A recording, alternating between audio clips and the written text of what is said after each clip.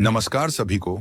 आज मैं आप सभी के सामने एक ऐसी प्रेरणादायक कहानी लेकर आया हूं जो हमें सिखाती है कि अगर इरादे मजबूत हों तो एक मामूली सी पेंसिल भी करोड़ों लोगों के जीवन को छू सकती है।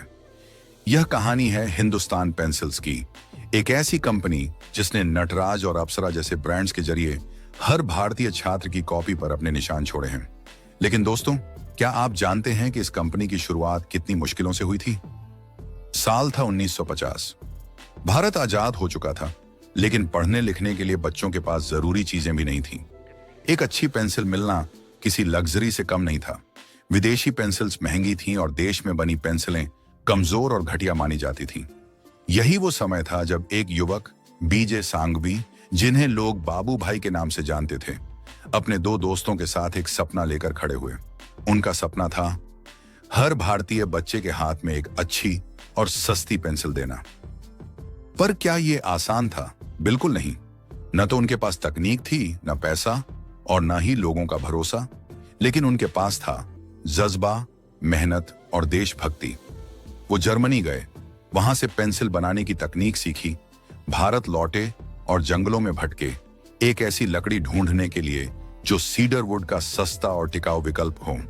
उन्होंने चिनार की लकड़ी यानी पॉपुलर वुड का इस्तेमाल किया, स्थानीय वैज्ञानिकों की मदद से खुद ग्रेफाइट फॉर्मूला तैयार किया और फिर देश में ही मशीनरी बनवाई, जुगाड़ से। कई बार मशीनें खराब हुईं, कई रातें बिना नींद के बीतीं, लेकिन उन्होंने हार नहीं मानी और इसी जुनून से जन्म हुआ हिंदुस्तान पेंसिल्स लिमिटेड का। सन 1958 में उन्होंने पहली बार नटराज 621 एबी पेंसिल लॉन्च की, जो विदेशों की महंगी पेंसिलों से कहीं बेहतर और टिकाऊ थी। शुरू में दुकानदारों ने उन्हें नकारा, लोग मेड इन इंडिया से डरते थे, तो उन्होंने सीधे बच्चों तक पहुंचना शुरू किया, स्कूलों में फ्री सैंपल्स बांटे। और जब बच्चों ने इस पेंसिल का कमाल देखा, तब सबने माना ये पेंसिल नंबर 1 है। धीरे धीरे देश की पहचान बनी नटराज और अप्सरा। जहां नटराज ने छात्रों और ऑफिस वर्कर्स का दिल जीता, वहीं अप्सरा बनी आर्टिस्ट्स और डिजाइनर्स की पसंद।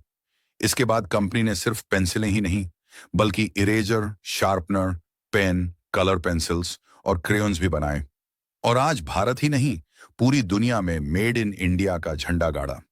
लेकिन सफर यहां भी नहीं रुका। 1991 में जब भारत का बाजार विदेशी कंपनियों के लिए खुला, तब कंपनी ने इनोवेशन से मुकाबला किया। फिर जब 2013 में रंग भेद को लेकर विवाद हुआ, तो कंपनी ने समझदारी दिखाई, स्किन कलर क्रेयॉन का नाम बदलकर पीच कर दिया और समाज की भावना को सम्मान दिया। आज हिंदुस्तान पेंसिल्स हर दिन 80 लाख पेंसिलें बनाती है। 65% से ज्यादा बाजार पर उसका कब्जा है। और सबसे जरूरी बात, यह कंपनी हर बच्चे को सीखने का अधिकार देती है, बिना महंगे दाम चुकाए। छोटी शुरुआत भी बड़ा सपना बन सकती है। मेड इन इंडिया का मतलब लो क्वालिटी नहीं, बल्कि हाई पोटेंशियल है। असली ताकत न किसी ब्रांड में होती है, न किसी मशीन में। असली ताकत होती है इरादों में। इसलिए चाहे आप एक पेंसिल बनाएं या एक जिंदगी, यकीन रखिए, मेहनत और सच्ची नीयत से हर सपना पूरा किया जा सकता है। नटराज की पेंसिल चलती ही जाए और हमारे सपने भी। धन्यवाद।